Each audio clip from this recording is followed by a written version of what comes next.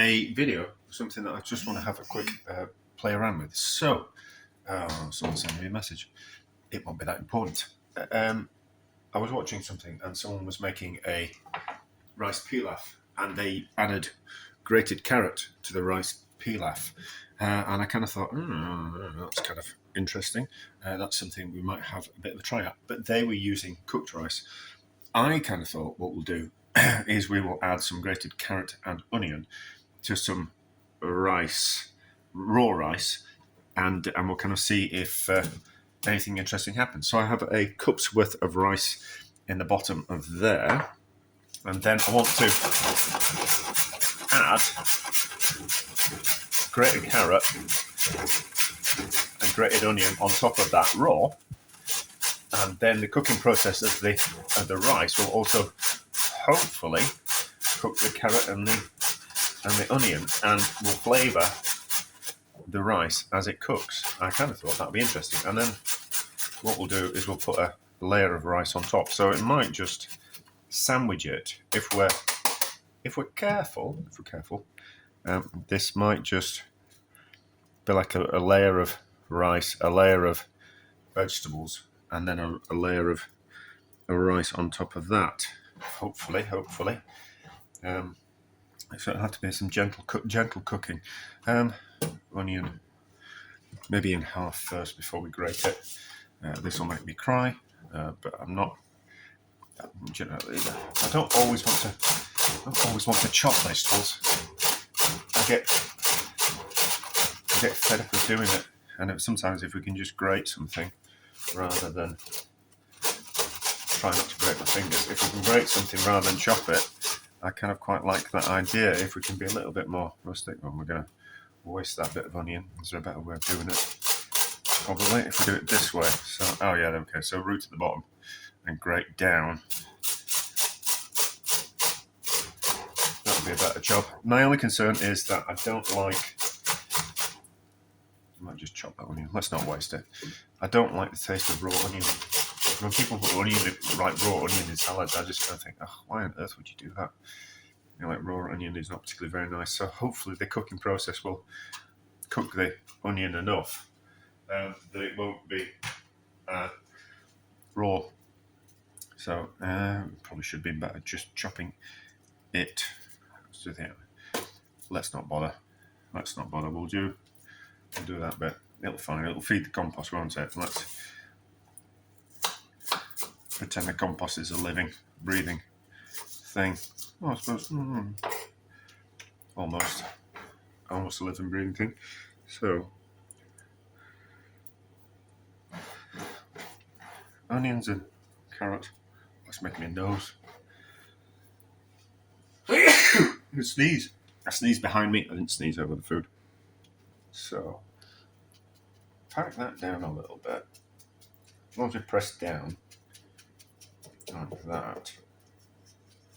And I'm doing this before I go swimming, so it's just ready to add some hot water to it before I go swimming. And then another cup of rice on top. Like that. So, and as long as we cook it gently, I don't think it'll,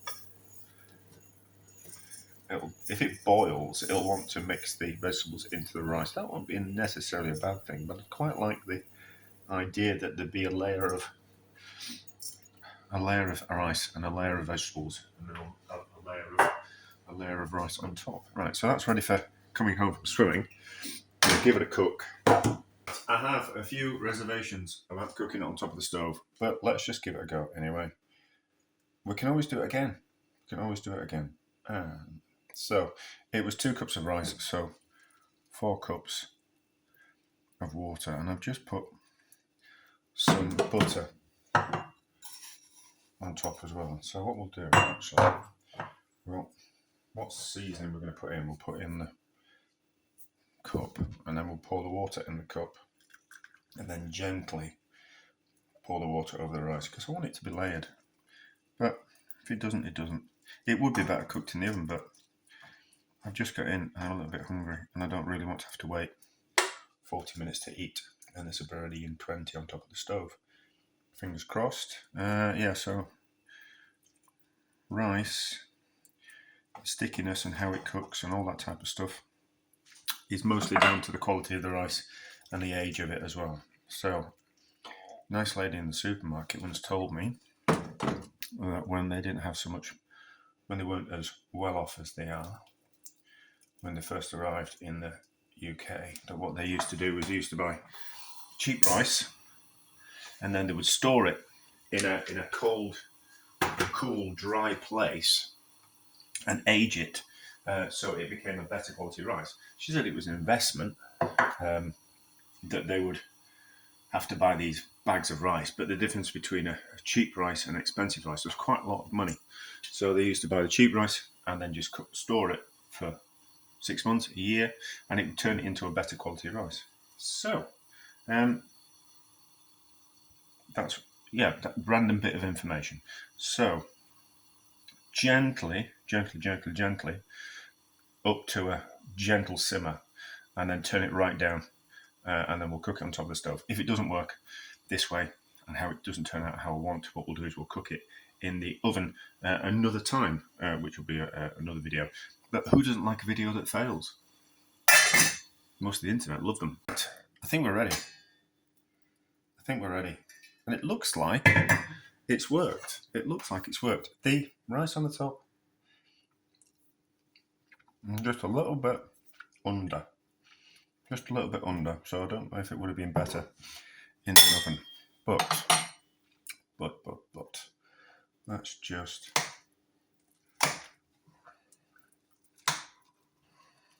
dig down, have a look. Oh, that's worked, hasn't it?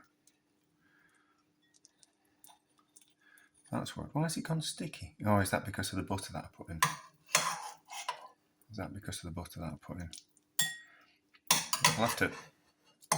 I'll get a better scoop out of that for a picture. But the only thing that really matters is how it tastes.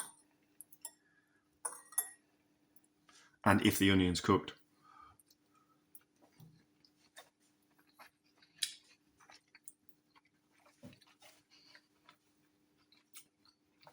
It needs a little bit more salt. That's lovely as that. And to actually... So, I was thinking about this on my way home from swimming. And I always going to go off tangent. But like bad tapas is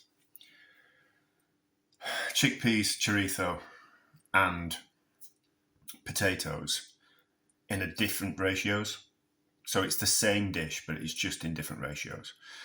And a lot of dishes are the same ingredients, just in different ratios and done slightly different things. So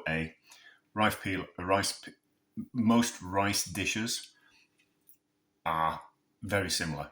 If you're doing a pilaf, a fried rice, a risotto, paella,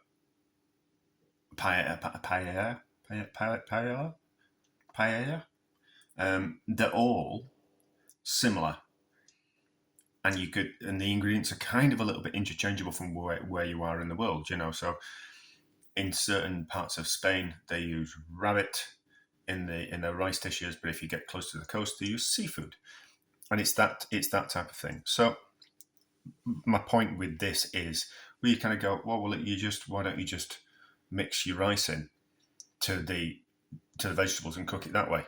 Like, why? And you kind of go, well, yeah, you can. You can mix, but it's nice to have that layer of carrot and onion, because it gives you a different kind of texture. So sometimes you're going to get quite a lot of carrot and onion like that, and you go, that's really nice. But then other times you're just going to get just rice. No, maybe a little bit of onion, a little bit of carrot in it, and it tastes different. So it makes the food more interesting. And instead of just one flat flavour going all the way through the rice, it's different. So I think that's lovely, and maybe something that we'll do with in future when we do rice dishes, I say we, there's only me. When we do rice dishes, so I'll be doing like a baked rice dish, and there's one where I fry it in the frying pan, then turn it out the other way, and you kind of think maybe like a layer of vegetables in between rice with that. That'll be nice. Also, probably would have been nice with some chickpeas in, and using the chickpea water, the cooking water, to cook the rice would have been particularly nice as well, because it's kind of quite fragrant. But also the jasmine rice that we use is fragrant as well. So that would be kind of quite nice. And then maybe I could have.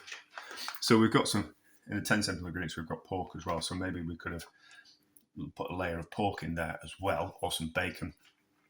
Or you kind of I've roasted these chickpeas so they're crunchy. So we could crumble these and put them on top, so you get like a layer of crunch as well. So they're a little bit like peanuts when you roast them in the oven. So it takes about 40 minutes, an hour, 200 degrees, but they just crumble like that.